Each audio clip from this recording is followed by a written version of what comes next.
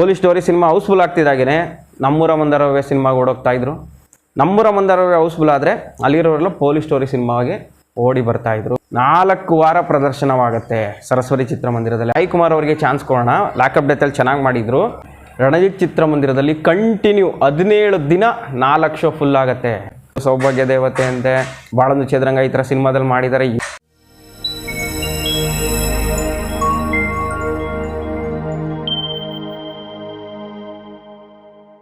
1996ರಲ್ಲಿ police story cinema release ಆಗುತ್ತೆ. ಆ cinema ಯಾರೂ ನಿರೀಕ್ಷಣೆ ಮಾಡಿರಲಿಲ್ಲ ಅಂತಹ ಒಂದು ಅತ್ಯದ್ಭುತ ಯಶಸ್ಸನ್ನು ಕಾಣುತ್ತೆ ಅಂತ. ಅಂತಹ ಒಂದು ಭರ್ಜರಿ ಯಶಸ್ಸನ್ನು ಪೊಲೀಸ್ ಸ್ಟೋರಿ ಸಿನಿಮಾ ದಾಖಲಿಸುತ್ತೆ. ಮೊದಲಿಗೆ ಆ ಸಿನಿಮಾದ ನಾಯಕರಾಗಿ ದೇವರಾಜ್ ಅವರನ್ನು ಆಯ್ಕೆ ಮಾಡ್ಕೊಳ್ಳೋಣ ಅಥವಾ ವಿಷ್ಣುವರ್ಧನ್ ಅವ್ರನ್ನ ಆಯ್ಕೆ ಮಾಡ್ಕೊಳ್ಳೋಣ ಅಂತ ಆ ಸಿನಿಮಾದ ನಿರ್ದೇಶಕರು ಥ್ರಿಲ್ಲರ್ ಮಂಜು ಅಂದ್ಕೊಂಡಿರ್ತಾರಂತೆ. ಥ್ರಿಲ್ಲರ್ ಮಂಜು ಅವರು ಮೊದಲ ನಿರ್ದೇಶನದ ಸಿನಿಮಾ. ಅಲ್ಲಿವರೆಗೂ ಅವರು ಸಾಹಸ ನಿರ್ದೇಶಕರಾಗಿ ಸಾಕಷ್ಟು ಹೆಸರನ್ನು ಮಾಡಿರ್ತಾರೆ. ಪೊಲೀಸ್ ಸ್ಟೋರಿ ಸಿನಿಮಾ ಮೂಲಕ ನಿರ್ದೇಶಕರಾಗಿಯೂ ಕೂಡ ಹೆಸರನ್ನು ಮಾಡ್ತಾರೆ ಮತ್ತು ಮೊದಲನೇ ಸಿನಿಮಾದಲ್ಲೇ ಸಕ್ಸಸ್ ಕಾಣ್ತಾರೆ. ಪೊಲೀಸ್ ಸ್ಟೋರಿ ಸಿನಿಮಾ ನಿರ್ಮಾಣದ ಹಿಂದೆ ಹಲವು ಕಷ್ಟಗಳು ಅವರನ್ನು ಕಾಡುತ್ತೆ. ಅಂದರೆ ಆರ್ಥಿಕ ಸಂಕಷ್ಟ. ಜೆ ಕೃಷ್ಣ ಅವರು ಅವರಿಗೆ ಸಾಥ್ ಕೊಡ್ತಾರೆ. ಎಸ್ ಡೇವಿಡ್ ಅವರು, ರವಿ ಶ್ರೀವತ್ಸ ಅವರು, ಈ ಒಂದು ಟೀಮನ್ನು ಕಟ್ಕೊಂಡು ಥ್ರಿಲ್ಲರ್ ಮಂಜು ಅವರು ಪೊಲೀಸ್ ಸ್ಟೋರಿ ಸಿನಿಮಾವನ್ನು ನಿರ್ಮಾಣ ಮಾಡ್ತಾರೆ. ಮೊದಲಿಗೆ ಆ ಸಿನಿಮಾಗೆ ವಿಷ್ಣುವರ್ಧನ್ ಅವ್ರನ್ನೋ ದೇವರಾಜ್ ಅವ್ರನ್ನೋ ಈ ರೀತಿ ಯಾರನ್ನಾರು ಆಯ್ಕೆ ಮಾಡ್ಕೊಳ್ಳೋಣ ಅಂದ್ಕೊಂಡಿರ್ತಾರೆ. ಕಡೆಗೆ ಯಾರು ಬೇಡ ಹೊಸಬನ್ನೇ ಹಾಕ್ಕೊಂಡು ಸಿನಿಮಾ ಮಾಡೋಣ ಅಂಥೇಳಿ ಅವರ ಕಣ್ಣಿಗೆ ಬೀಳೋದು ಸಾಯಿ ಕುಮಾರ್ ಅವರು ಲಾಕಪ್ ಡೆತ್ ಸಿನಿಮಾದಲ್ಲಿ ಅಭಿನಯವನ್ನು ಮಾಡಿರ್ತಾರೆ. ಆ ಸಿನಿಮಾದಲ್ಲಿ ಅವರು ಪೊಲೀಸ್ ಅಧಿಕಾರಿ ಆಗಬೇಕು ಅನ್ನೋ ಒಂದು ಆಸೆ ಇಟ್ಕೊಂಡಿರ್ತಾರೆ. ಪೊಲೀಸ್ ಕೆಲಸವನ್ನು ತಗೋಬೇಕು ಅಂತೇಳಿ ಮಂತ್ರಿಗೆ ಲಂಚವನ್ನು ಕೊಟ್ಟಿರ್ತಾರೆ. ಕಡೆಗೆ ಆ ಕೆಲಸ ಸಿಗದೆ ಅವರು ಆ ಸಿನಿಮಾದಲ್ಲಿ ಲಾಕಪ್ ಡೆತ್ ಆಗ್ತಾರೆ ಅಂತ ಒಂದು ಪಾತ್ರ ಅದರಲ್ಲಿ. ಆದರೆ ಆ ಸಿನಿಮಾದಲ್ಲಿ ಅವರು ಒಂದು ಕನಸು ಕಾಣ್ತಾ ಇರ್ತಾರೆ. ಅವರು ಪೊಲೀಸ್ ಅಧಿಕಾರಿಯಾಗಿ ಬ್ಯಾಂಕ್ ದರೋಡೆ ಮಾಡಬೇಕಾದ್ರೆ ಆ ವಿಲನ್ಗಳನ್ನು ಹಿಡಿಯೋದು ಪೊಲೀಸ್ ಪಾತ್ರದಲ್ಲಿ ಒಂದು ಸೀನಲ್ಲಿ ಮಾಡಿರ್ತಾರೆ ಸಾಯಿ ಕುಮಾರ್ ಅವರು. ಆ ಸಿನಿಮಾಗೆ ಸಾಹಸ ನಿರ್ದೇಶನ ಥ್ರಿಲ್ಲರ್ ಮಂಜು ಅವರು ಅದರಲ್ಲಿ ಸಾಹಸ ದೃಶ್ಯಗಳಲ್ಲಿ ಭಾಳ ಅದ್ಭುತವಾಗಿ ಅಭಿನಯವನ್ನು ಮಾಡಿರ್ತಾರೆ ಸಾಯಿ ಕುಮಾರ್ ಅವರು. ಹೀಗಾಗಿ ಥ್ರಿಲ್ಲರ್ ಮಂಜು ಅವ್ರ ಮನಸ್ಸಿಗೆ ಬರುತ್ತಂತೆ ಸಾಯಿ ಕುಮಾರ್ ಅವರಿಗೆ ಚಾನ್ಸ್ ಕೊಡೋಣ, ಲಾಕಪ್ ಡೆತ್ತಲ್ಲಿ ಚೆನ್ನಾಗಿ ಮಾಡಿದರು, ಇದರಲ್ಲಿ ಅವ್ರಿಗೆ ಚಾನ್ಸ್ ಕೊಡೋಣ ಅಂತೇಳಿ ಅವರನ್ನೇ ನಾಯಕರಾಗಿ ಆಯ್ಕೆ ಮಾಡ್ಕೋತಾರೆ. ಈ ವಿಚಾರವನ್ನು ಸಾಯಿ ಕುಮಾರ್ ಅವ್ರಿಗೆ ಹೇಳಿದಾಗ ಸಾಯಿ ಕುಮಾರ್ ಅವರ ಸಂತೋಷಕ್ಕೆ ಪಾರವೇ ಇಲ್ಲ. ಇವು ನನ್ನನ್ನು ನಾಯಕರಾಗಿ ಆಯ್ಕೆ ಮಾಡಿದ್ರೆ ಥ್ಯಾಂಕ್ ಯು ಅಂತೇಳಿ ಖುಷಿಯಿಂದ ಒಪ್ಕೋತಾರೆ. ಅಲ್ಲಿಂದ ಪೊಲೀಸ್ ಸ್ಟೋರಿ ಸಿನಿಮಾದ ಕೆಲಸಗಳು ಶುರುವಾಗತ್ತೆ. ಭಾಳ ಕಡಿಮೆ ಬಜೆಟ್ನಲ್ಲಿ ಆ ಸಿನಿಮಾವನ್ನು ನಿರ್ಮಾಣ ಮಾಡ್ತಾರೆ. ಆ ಸಿನಿಮಾ ಯಾವ ರೀತಿ ಸಕ್ಸಸ್ ಆಯಿತು ಅಂದರೆ ಆ ಟೈಮ್ನಲ್ಲಿ ನೋಡಿರೋರು ಗೊತ್ತಿರತ್ತೆ, ಅದು ಯಾರು ಕನಸು ಮನಸ್ಸಿನಲ್ಲೂ ಊಹೆ ಮಾಡ್ಕೊಂಡಿರಲಿಲ್ಲ ಅಂತಹ ಒಂದು ದೊಡ್ಡ ಸಕ್ಸಸ್ಸನ್ನು ಕಾಣುತ್ತೆ ಅಂತೇಳಿ. ಆ ಮಟ್ಟಿಗೆ ಆ ಸಿನಿಮಾ ಪ್ರದರ್ಶನವಾಗುತ್ತೆ. ಕರ್ನಾಟಕದ ಎಲ್ಲ ಮೂಲೆಗಳಲ್ಲೂ ಆ ಸಿನಿಮಾ ಹೌಸ್ಫುಲ್. ನಮ್ಮ ಮೈಸೂರಿನಲ್ಲಿ ರಣಜಿತ್ ಮತ್ತು ಸರಸ್ವತಿ ಚಿತ್ರಮಂದಿರದಲ್ಲಿ ರಿಲೀಸ್ ಆಗುತ್ತೆ. ಬೆಂಗಳೂರಿನಲ್ಲಿ ಅಪರ್ಣ ಚಿತ್ರಮಂದಿರದಲ್ಲಿ ಪೊಲೀಸ್ ಸ್ಟೋರಿ ಸಿನಿಮಾ ರಿಲೀಸ್ ಆಗುತ್ತೆ. ರಿಲೀಸ್ ಆಗೋಕ್ಕೂ ಮುಂಚೆ ಅಂದರೆ ಸೆನ್ಸಾರ್ ಆಗಬೇಕು. ಸೆನ್ಸಾರ್ಗೆ ಆ ಸಿನಿಮಾ ಹೋದಾಗ ಸೆನ್ಸಾರ್ ಮಂಡಳಿ ಅಧಿಕಾರಿಗಳು ಈ ಸಿನಿಮಾದಲ್ಲಿ ಸಾಕಷ್ಟು ಕ್ರೌರ್ಯ ಮೆರೆಯುವ ದೃಶ್ಯಗಳಿದೆ ಮತ್ತು ಭಾಳ ಪದಗಳಲ್ಲಿ ಡೈಲಾಗ್ಗಳಿದ್ದಾವೆ.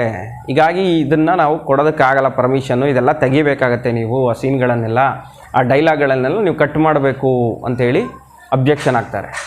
ಆಗ ಈ ಸಿನಿಮಾ ಪ್ರೊಡ್ಯೂಸರ್ ಮತ್ತು ಡೈರೆಕ್ಟರ್ಗೆ ಟೆನ್ಷನ್ ಶುರು ಆಗುತ್ತೆ. ಇದೇ ಈ ಸಿನಿಮಾ ಹೈಲೈಟು, ಇದನ್ನೇ ಇವರು ಬೇಡ ಅಂತಂದರೆ ಹೇಗೆ? ಮಾಮೂಲಿ ಜನಗಳು ಆಡುವಂಥ ಮಾತುಗಳನ್ನು ನಾವು ಪ್ರಯೋಗ ಮಾಡಿದ್ದೀವಿ, ಇದಕ್ಕೂ ಸೆನ್ಸಾರ್ ಮಂಡಳಿಯವರು ಆಕ್ಷೇಪ ಮಾಡ್ತಾ ಇದ್ದಾರಲ್ಲ ಅಂತೇಳಿ ಅವ್ರಿಗೆ ಮನವಿ ಮಾಡ್ಕೋತಾರೆ. ಆದರೂ ಅವ್ರು ಒಪ್ಪೋದಿಲ್ಲ. ಕಡೆಗೆ ಅದು ಡೆಲ್ಲಿಯ ಟ್ರಿಬ್ಯುನಲ್ಗೆ ಹೋಗುತ್ತೆ. ಅಲ್ಲೂ ಕೂಡ ಇದೇ ಪ್ರಾಬ್ಲಮ್ ಶುರು ಆದಾಗ ಅನಿವಾರ್ಯವಾಗಿ ಪಾರ್ವತಮ್ಮನವರ ಮೊರೆ ಹೋಗ್ತಾರೆ.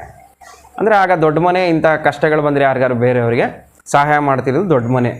ಹೀಗಾಗಿ ಅವ್ರ ಹತ್ರ ಇವ್ರ ಕಷ್ಟವನ್ನು ಹೇಳ್ಕೊತಾರೆ. ಆಗ ಪಾರ್ವತಮ್ಮನವರ ಮುಂದಾಳತ್ವದಲ್ಲಿ ದೆಹಲಿಯ ಟ್ರಿಬ್ಯುನಲ್ನಲ್ಲಿ ಫೈಟ್ ಮಾಡಿ ಬೇಕಾದ್ರೆ ಸರ್ಟಿಫಿಕೇಟ್ ಕೊಡಿ, ಯಾಕೆ ಸೀನ್ಗಳನ್ನೆಲ್ಲ ಯಾಕೆ ಕಟ್ ಮಾಡ್ತೀರಿ, ಅಡಲ್ಟ್ ಸರ್ಟಿಫಿಕೇಟ್ ಕೊಡಿ ಅಂತೇಳಿ ಆ ಸಿನಿಮಾವನ್ನು ಬಿಡುಗಡೆ ಮಾಡೋಕ್ಕೆ ಸಹಕಾರವನ್ನು ಕೊಡ್ತಾರೆ. ಆ ಸಿನಿಮಾದಲ್ಲಿ ಸ್ಟಾರ್ಟಿಂಗಲ್ಲಿ ಅವ್ರ ಹೆಸರು ಹೊಡೆಯುತ್ತೆ ನೋಡಿ, ಪಾರ್ವತಮ್ಮ ರಾಜ್ಕುಮಾರ್ ಅಂತ ಬೇಕಾದ್ರೆ ಪೊಲೀಸ್ ಸ್ಟೋರಿ ಸಿನಿಮಾದಲ್ಲಿ. ಈ ರೀತಿ ಪಾರ್ವತಮ್ಮನವರು ಆ ಸಿನಿಮಾ ಸೆನ್ಸಾರ್ ಆಗಲಿಕ್ಕೆ ಸಹಾಯವನ್ನು ಮಾಡ್ತಾರೆ. ಸೆನ್ಸಾರ್ನಲ್ಲಿ ಹೇಗೋ ಪರ್ಮಿಷನ್ ತೊಗೊಂಡು ಸಿನಿಮಾ ರಿಲೀಸ್ ಆಗುತ್ತೆ. ಆ ಸಿನಿಮಾ ರಿಲೀಸ್ ಆಗುವಾಗ ಯಾರಿಗೂ ಕೂಡ ನಂಬಿಕೆ ಇರಲಿಲ್ಲ. ಥ್ರಿಲ್ಲರ್ ಮಂಜು ಅವ್ರು ನಂಬಿಕೆ ಇರುತ್ತೆ, ಆದರೆ ಕನ್ನಡ ಚಿತ್ರಪ್ರೇಮಿಗಳಿಗೆ ಯಾರೋ ಹೊಸಬ ಹೀರೋ, ಈ ಹೀರೋ ಯಾವ್ಯಾವುದೋ ಸಿನಿಮಾದಲ್ಲಿ ಮಾಡ್ತಿದ್ರು, ಸೌಭಾಗ್ಯ ದೇವತೆ ಅಂತೆ, ಬಾಳೊಂದು ಚದುರಂಗ ಈ ಥರ ಸಿನಿಮಾದಲ್ಲಿ ಮಾಡಿದ್ದಾರೆ, ಇವ್ರಿಗೆ ಪೊಲೀಸ್ ಪಾತ್ರ ಶೂಟ್ ಆಗುತ್ತಾ, ಬೇರೆ ಯಾರನ್ನಾರು ತಗೋಬೋದಾಯಿತು, ಹೋಗೋದು ಕಷ್ಟ ಅಂತಲೇ ಮಾತುಗಳು ಬಂದಿರುತ್ತೆ. ಆದರೆ ಆ ಸಿನಿಮಾ ಬರೋದು ಒಂದು 10 ದಿನ ಮುಂಚೆ ಅನ್ನೋ ಹಾಗೇ ಉದಯ ಟಿ ವಿನಲ್ಲಿ ಅವಾಗ ಆ ಸಿನಿಮಾದ ದೃಶ್ಯಗಳನ್ನು, ಫೈಟಿಂಗ್ ಸೀನ್ಗಳನ್ನು ತೋರಿಸೋದಕ್ಕೆ ಶುರು ಮಾಡ್ತಾರೆ. ಆ ಡೈಲಾಗ್ಸ್ಗೆ ಎಲ್ಲರೂ ಫಿದಾ ಆಗಿಬಿಡ್ತಾರೆ. ಉದಯ ಟಿ ವಿನಲ್ಲಿ ಆ ಸಿನಿಮಾ ರಿಲೀಸ್ಗೂ ಮುಂಚೆನೇ ಆ ಡೈಲಾಗ್ಗಳು ಮತ್ತು ಫೈಟಿಂಗ್ ದೃಶ್ಯಗಳನ್ನು ತೋರಿಸಿ ಕ್ರೇಜ್ ಕ್ರಿಯೇಟ್ ಆಗಿಬಿಡುತ್ತೆ. ರಾಜಕಾರಣಿಗಳಿಗೆ ಹಿಂಗೆ ಬೈತಾರಲ್ಲಪ್ಪ ಹೀರೋ, ಈ ಥರ ಡೈಲಾಗ್ ಬರೆದ್ಬಿಟ್ಟಿದಾರಲ್ಲ ಅಂತೇಳಿ ಚರ್ಚೆ ಶುರುವಾಗುತ್ತೆ ಮತ್ತು ಆ ಸಿನಿಮಾದ ಬಗ್ಗೆ ಕುತೂಹಲ ಶುರುವಾಗುತ್ತೆ. ಹೀಗಾಗಿ ಆ ಸಿನಿಮಾ ರಿಲೀಸ್ ಆದ ದಿನಾನೇ ಮಾರ್ನಿಂಗ್ ಶೋನಲ್ಲೇ ನಮ್ಮ ಮೈಸೂರಿನ ರಣಜಿತ್ ಥಿಯೇಟ್ರಲ್ಲಿ ಮಾರ್ನಿಂಗ್ ಶೋನೇ ಹೌಸ್ಫುಲ್ ಆಗಿಬಿಡುತ್ತೆ. ಎಲ್ಲರಿಗೂ ಶಾಕು, ಹೊಸ ಹೀರೋದು ಹೌಸ್ಫುಲ್ ಆಗೋಯ್ತಲ್ಲಪ್ಪ ಅಂತೇಳಿ ಶಾಕ್ ಆಗ್ತಾರೆ. ಆದರೆ ಮಾರ್ನಿಂಗ್ ಶೋ ಆ ಸಿನಿಮಾವನ್ನು ನೋಡಿದಂತಹ ಪ್ರೇಕ್ಷಕರು ಏನು ಇಷ್ಟು ಸಖತ್ತಾಗಿದೆ ಸಿನಿಮಾ, ಏನು ಡೈಲಾಗ್ಸು, ಏನು ಆ್ಯಕ್ಷನ್ನು, ಒಂದು ಹಾಡು ಇರಲ್ಲ ಆ ಸಿನಿಮಾದಲ್ಲಿ. 2.5 ಗಂಟೆ complete action movie. Background music Sadhak Kokila ಅವ್ರದ್ದು. ಡೈಲಾಗ್ಗಳಿಗೆ ಜನ ಫಿದಾ ಆಗಿಬಿಡ್ತಾರೆ. ಮಾರ್ನಿಂಗ್ ಶೋ ನೋಡಿದವರು ಎಷ್ಟೋ ಜನ ಮತ್ತೆ ಮ್ಯಾಟ್ನಿಂಗ್ ಶುರು ಆಗ್ತಾರೆ. ಮಾರ್ನಿಂಗ್ ಶೋ ಸಿನಿಮಾ ಬಿಡುತ್ತೆ, ಮ್ಯಾಟ್ನಿಲ್ಲ ಸುಮಾರಾಗಿ ಜನ ನಿಂತಿರ್ತಾರೆ. ಅಂದರೆ ಆ ಸಿನಿಮಾ ಹೇಗೆ ಬಂದಿದೆ ಅಂತ ಜನಗಳಿಗೆ ಗೊತ್ತಿರಲ್ಲ. ಯಾಕಂದರೆ ಮಾರ್ನಿಂಗ್ ಶೋ ನೋಡಿದವರು ಹೊರಗಡೆ ಹೋಗಿ ಹೇಳಬೇಕು. ಆದರೆ ತಕ್ಕಮಟ್ಟಿಗೆ ಜನ ನಿಂತಿದ್ದಾರೆ. ಮಾರ್ನಿಂಗ್ ಶೋ ಸಿನಿಮಾ ನೋಡಿದಂಥವ್ರು ಬಹುಪಾಲು ಜನ ಮತ್ತೆ ಮ್ಯಾಟ್ನಿಗೆ ಸಿನಿಮಾಗೆ ಹೋಗಿ ಶುರು ಆಗ್ತಾರೆ. ಟಿಕೆಟ್ ನಿಂತ್ಕೊಂಡು ಸಕ್ಕತ್ತಾಗಿದೆ ಗುರು ಸಿನಿಮಾ ಅಂತ ಹೇಳ್ಬಿಟ್ಟು ಮತ್ತೆ ಮ್ಯಾಟ್ನಿಗೆ ರಿಪೀಟ್ ಎಷ್ಟೋ ಜನ ಹೋಗ್ತಾರೆ. ಮತ್ತು ಅಲ್ಲಿ ನಿಂತಿದ್ದವ್ರಿಗೂ ಕೂಡ ಸೂಪರ್ ಆಗಿದೆ ಸಿನಿಮಾ ಅಂದ ತಕ್ಷಣವೇ ಕೆಲವರು ಅನುಮಾನ ಪಡ್ತಿದ್ರಂತೆ ಸಿನಿಮಾಗೆ ಹೋಗ್ಬೇಕೋ ಬೇಡವೋ, ಚೆನ್ನಾಗಿರುತ್ತೋ ಇಲ್ವೋ ಅಂತ. ಯಾವಾಗ ಮಾರ್ನಿಂಗ್ ಶೋ ಜನ ಸೂಪರ್ ಆಗಿದೆ ಅಂತಾರೋ ಮ್ಯಾಟ್ನಿಗೆ ಆ ಸಿನಿಮಾ ಕ್ರೌಡ್ ಆಗೋಕ್ಕೆ ಶುರು ಆಗುತ್ತೆ. ಫಸ್ಟ್ ಶೋಗಂತೂ ಕರ್ನಾಟಕದಾದ್ಯಂತ ಸಿನಿಮಾ ಅದ್ಭುತವಾಗಿ ಬಂದಿದೆ ಅಂತೇಳಿ ಮೌತ್ ಪಬ್ಲಿಸಿಟಿ ಆಗಿಬಿಡತ್ತೆ. ಫಸ್ಟ್ ಶೋ ಇಂದಾನೆ ಕಲೆಕ್ಷನ್ ದುಪ್ಪಟ್ಟು ಆಗ್ಬಿಡುತ್ತೆ. ಫಸ್ಟ್ ಶೋನಲ್ಲಿ ಕಲೆಕ್ಷನ್ ಜಾಸ್ತಿ ಆಗಿದ್ದನ್ನು ನೋಡಿ 3:30ಗೆ ಫಸ್ಟ್ ಶೋ ಮತ್ತು ಸೆಕೆಂಡ್ ಶೋ 2 ಶೋದ ಟಿಕೆಟ್ಗಳನ್ನು ಕೊಟ್ಟು ಮುಗಿಸ್ತಾರೆ. ಇದು ರಣಜಿತ್ ಚಿತ್ರಮಂದಿರದ ದಾಖಲೆ ಅಂತ ಹೇಳ್ಬೋದು. ಯಾಕಂದರೆ ಅಲ್ಲಿ ಅಣ್ಣವರ ಸಿನಿಮಾಗಳು, ಶಿವಣ್ಣ, ವಿಷ್ಣು ಸರ್ ಇಂಥವರ ಸಿನಿಮಾಗಳಿಗೆ ಮಾತ್ರ ಒಟ್ಟೊಟ್ಟಿಗೆ 2 ಶೋ ಟಿಕೆಟ್ ಕೊಡೋರು ಅಥವಾ ನಾಳೆ ಟಿಕೆಟ್ ಆ ಥರ ಇತ್ತು. ಆದರೆ ಪೊಲೀಸ್ ಸ್ಟೋರಿ ಸಿನಿಮಾ ಹೊಸ ಹೀರೋ ಅವರ ಸಿನಿಮಾಗೂ ಕೂಡ 2 ಶೋದ ಒಟ್ಟಿಗೆ ಟಿಕೆಟ್ ಕೊಟ್ಬಿಡ್ತಾರೆ. ನಮ್ಮ ಮೈಸೂರಿನ ಮಟ್ಟಿಗೆ ಹೇಳಬೇಕು ಅಂದರೆ ರಣಜಿತ್ ಚಿತ್ರಮಂದಿರದಲ್ಲಿ ಅಣ್ಣವರ ಸಿನಿಮಾಗಳು, ಹಲವು ಸಿನಿಮಾಗಳು ಅತ್ಯದ್ಭುತವಾಗಿ ಯಶಸ್ಸನ್ನು ಕಂಡಿದೆ. ಅದಾದ ನಂತರ ಶಿವಣ್ಣನ ಸಿನಿಮಾಗಳು ಕೂಡ ಅದೇ ರೀತಿ ಅದ್ಭುತ ಯಶಸ್ಸನ್ನು ಕಂಡಿದೆ. ವಿಷ್ಣುವರ್ಧನ್ ಅವರ ಸಿನಿಮಾಗಳು ಕೂಡ ಯಶಸ್ವಿ ಪ್ರದರ್ಶನವನ್ನು ಕಂಡಿದೆ. ವಿಷ್ಣುವರ್ಧನ್, ಶಿವಣ್ಣ, ಅಣ್ಣವರ ಸಿನಿಮಾಗಳು ಮಾತ್ರ ಕಂಟಿನ್ಯೂ 1 ವಾರ ಫುಲ್ ಆಗುವಂಥದ್ದು ಈ ರೀತಿ ನಡ್ಕೊಂಬಂದಿತ್ತು. ಆದರೆ ಪೊಲೀಸ್ ಸ್ಟೋರಿ ಸಿನಿಮಾ ಯಾವುದೇ ಪ್ರಮುಖ ನಾಯಕರಿಲ್ಲದೆ ಇರುವಂತಹ ಸಿನಿಮಾ, ಹೊಸ ನಾಯಕ ಆ್ಯಕ್ಟಿಂಗ್ ಮಾಡಿರುವಂತಹ ಸಿನಿಮಾ. ಆ ಸಿನಿಮಾ ಕೂಡ ರಣಜಿತ್ ಚಿತ್ರಮಂದಿರದಲ್ಲಿ ಕಂಟಿನ್ಯೂ 17 ದಿನ 4 ಶೋ ಫುಲ್ ಆಗುತ್ತೆ. ಆ ಕಾಲದಲ್ಲಿ ಒಂದು ಅದ್ಭುತವಾದ ದಾಖಲೆ ಅಂತ ಹೇಳ್ಬೋದು. ಆ ಒಂದು ದಾಖಲೆಗೆ ಪೊಲೀಸ್ ಸ್ಟೋರಿ ಸಿನಿಮಾ ಪಾತ್ರವಾಗುತ್ತೆ. ಸಾಯಿ ಕುಮಾರ್ ಅವರು ಯಶಸ್ವಿ ನಾಯಕರಾಗಿ ಹೊರಹೊಮ್ಮುತ್ತಾರೆ. ಅವರು ಆಂಧ್ರ ಮೂಲದವರು, ಆದರೆ ಕನ್ನಡಕ್ಕೆ ಬರ್ತಾರೆ. ಫಸ್ಟು ಸಣ್ಣ ಪುಟ್ಟ ಪಾತ್ರದಲ್ಲಿ ಮಾಡ್ತಾ ಇರ್ತಾರೆ. ಪೊಲೀಸ್ ಸ್ಟೋರಿ ಸಿನಿಮಾ ಮೂಲಕ ಅವರು ಕೂಡ ಯಶಸ್ವಿ ನಾಯಕರಾಗಿ ಹೊರಹೊಮ್ಮುತ್ತಾರೆ. ಪೊಲೀಸ್ ಸ್ಟೋರಿ ಸಕ್ಸಸ್ ಆಗಿದ್ದೇ ತಡ ಸಾಯಿ ಕುಮಾರ್ ಅವರ ಸಿನಿಮಾಗಳು ಒಂದ್ರ ಮೇಲೆ ಒಂದು ರಿಲೀಸ್ ಆಗಲಿಕ್ಕೆ ಶುರುವಾಗುತ್ತೆ. ಎಲ್ಲವೂ ಕೂಡ ಯಶಸ್ಸು ಕಾಣುತ್ತೆ. ಮತ್ತು ಪೊಲೀಸ್ ಸ್ಟೋರಿ ಸಿನಿಮಾ ರಿಲೀಸ್ ಆಗಿ ಅತ್ಯದ್ಭುತ ಯಶಸ್ಸನ್ನು ಕಂಡ ಮೇಲೆ ಸಾಯಿ ಕುಮಾರ್ ಅವರ ನಾಯಕತ್ವದಲ್ಲಿ ಆಯುಧ ಅನ್ನೋ ಸಿನಿಮಾ ಒಂದು ಅರ್ಧಕ್ಕೆ ನಿಂತುಬಿಟ್ಟಿರ್ತಾರೆ. ಆದರೆ ಯಾವಾಗ ಈ ಸಿನಿಮಾ ಸಕ್ಸಸ್ ಆಯಿತೋ ರಾಕ್ಲೈನ್ ವೆಂಕಟೇಶ್ ಅವರ ಆಯುಧ ಸಿನಿಮಾವನ್ನು ರಿಲೀಸ್ ಮಾಡ್ತಾರೆ. ಈ ಪೊಲೀಸ್ ಸ್ಟೋರಿಯ ಅಲೆಯ ಮುಂದೆ ಆಯುಧ ಕೂಡ ಒಳ್ಳೆ ಕಲೆಕ್ಷನ್ ತಂದು ಕೊಡುತ್ತೆ. ಪೊಲೀಸ್ ಸ್ಟೋರಿ 50 ದಿನ ಆಗಿರುತ್ತೆ. ಆ ಟೈಮ್ನಲ್ಲಿ ಆಯುಧ ಸಿನಿಮಾ ರಿಲೀಸ್ ಆಗುತ್ತೆ. ಆಯುಧ ಕೂಡ ಯಶಸ್ವಿ ಸಿನಿಮಾಗಳ ಸಾಲಿಗೆ ಸೇರುತ್ತೆ. ಇಲ್ಲಿಂದ ಸಾಯಿ ಕುಮಾರ್ ಅವರು ಹಿಂತಿರುಗಿ ನೋಡೋದೇ ಇಲ್ಲ. ಹಲವು ಸಿನಿಮಾಗಳಲ್ಲಿ ಅಭಿನಯವನ್ನು ಮಾಡ್ತಾರೆ. ಎಲ್ಲವೂ ಕೂಡ ಯಶಸ್ವಿ ಪ್ರದರ್ಶನವನ್ನು ಕಾಣುತ್ತೆ. ಅಗ್ನಿ, IPS, ಎಂಟ್ರಲ್ ಜೈಲ್, ಧೈರ್ಯ, ಆಯುಧ, ಪೊಲೀಸ್ ಬೇಟೆ, ಈ ರೀತಿ ಎಲ್ಲವೂ ಕೂಡ ಒಂದು ಹಂತದಲ್ಲಿ ಯಶಸ್ವಿ ಸಿನಿಮಾಗಳು ಅಂತಾನೆ ಅನಿಸ್ಕೊಳ್ಳುತ್ತೆ. ಥ್ರಿಲ್ಲರ್ ಮಂಜು ಅವರು ಕೂಡ ಯಶಸ್ವಿ ನಿರ್ದೇಶಕರಾಗಿ ಹೊರಹೊಮ್ಮುತ್ತಾರೆ. ಅದಾದ ನಂತರ ಅವರು ಜಾಕಿ ಚಾನ್ ಅನ್ನೋ ಒಂದು ಸಿನಿಮಾವನ್ನು ನಿರ್ದೇಶನ ಮಾಡ್ತಾರೆ. ಅದು ಕೂಡ ಯಶಸ್ವಿ ಸಿನಿಮಾ ಅಂತ ಅನಿಸ್ಕೊಳ್ಳುತ್ತೆ. Police story cinema Sai Kumar, thriller Manju, J Krishna, SS David, Ravi Srivatsa ಈ ರೀತಿ ಹಲವು ಮಂದಿಗೆ ಲೈಫ್ ಕೊಡುತ್ತೆ. ಮತ್ತು ಈ ಸಿನಿಮಾದ ಬಗ್ಗೆ ಇನ್ನೊಂದು ಮಾಹಿತಿ ನಿಮ್ಗೆ ಹೇಳಬೇಕು ಅಂದರೆ, ಪೊಲೀಸ್ ಸ್ಟೋರಿ ಮತ್ತು ಸೂತ್ರಧಾರ ಅದು ಪಾರ್ವತಮ್ಮನವರೇ ಪ್ರೊಡ್ಯೂಸ್ ಆ ಸಿನಿಮಾಗೆ. ರಾಘವೇಂದ್ರ ರಾಜ್ಕುಮಾರ್ ಅವರು ನಾಯಕರಾಗಿ ಅಭಿನಯವನ್ನು ಮಾಡಿರ್ತಾರೆ. ಎರಡೂ ಕೂಡ ಒಂದೇ ದಿನ ರಿಲೀಸ್ ಆಗುತ್ತೆ. ಆ ಟೈಮ್ನಲ್ಲಿ ವಜ್ರೇಶ್ವರಿ ಸಂಸ್ಥೆಯ ಸಿನಿಮಾಗಳು ಮೈಸೂರಿನಲ್ಲಿ ರಣಜಿತ್ ಚಿತ್ರಮಂದಿರಕ್ಕೆ ಬರ್ತಾ ಇದ್ದು.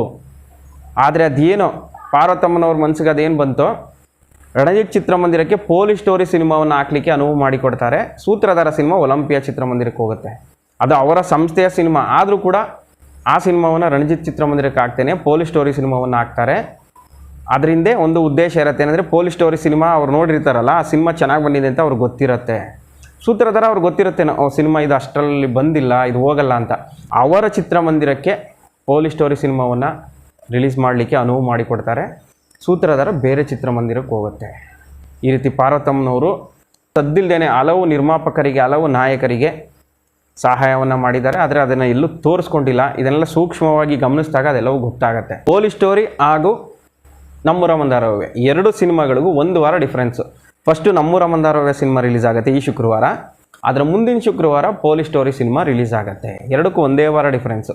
ನಮ್ಮ ಮೈಸೂರಿನಲ್ಲಿ ರಣಜಿತ್ನಲ್ಲಿ ಪೊಲೀಸ್ ಸ್ಟೋರಿ, ಲಿಡೋ ರಣಜಿತ್ ಥಿಯೇಟ್ರ್ ಎದುರುಗಡೆ ಇರುವಂತಹ ಲಿಡೋ ಥಿಯೇಟ್ರಲ್ಲಿ ನಮ್ಮೂರ ಮಂದಾರವ್ವೆ ಸಿನಿಮಾ ಪ್ರದರ್ಶನವಾಗ್ತಾ ಇರುತ್ತೆ. ಎರಡು ಕೂಡ ಪೈಪೋಟಿ ಮೇಲೆ ಹೌಸ್ಫುಲ್ ಆಗೋಕ್ಕೆ ಶುರು ಆಗುತ್ತೆ. ಪೊಲೀಸ್ ಸ್ಟೋರಿ ಸಿನಿಮಾ ಹೌಸ್ಫುಲ್ ಆಗ್ತಿದ್ದಾಗೇ ನಮ್ಮೂರ ಮಂದಾರವ್ವೆ ಸಿನಿಮಾಗೆ ಓಡೋಗ್ತಾ ಇದ್ರು. ನಮ್ಮೂರ ಮಂದಾರವ್ವೆ ಹೌಸ್ಫುಲ್ ಆದರೆ ಅಲ್ಲಿರೋರೆಲ್ಲ ಪೊಲೀಸ್ ಸ್ಟೋರಿ ಸಿನಿಮಾಗೆ ಓಡಿ ಬರ್ತಾಯಿದ್ರು. ಎರಡು ಸಿನಿಮಾಗಳು ಅದ್ಭುತವಾದ ಯಶಸ್ಸನ್ನು ಕಾಣುತ್ತೆ. ಎರಡು ಕೂಡ 100 ಡೇಸ್ ಹೋಗುತ್ತೆ. ಲಿಡೋ ಮತ್ತು ಲಕ್ಷ್ಮಿನಲ್ಲಿ 100 ಡೇಸ್ ಹೋಗುತ್ತೆ ನಮ್ಮೂರ ಮಂದಾರವ್ವೆ, ಮತ್ತು ಪೊಲೀಸ್ ಸ್ಟೋರಿ ರಣಜಿತ್ತಲ್ಲಿ 100 ಡೇಸ್.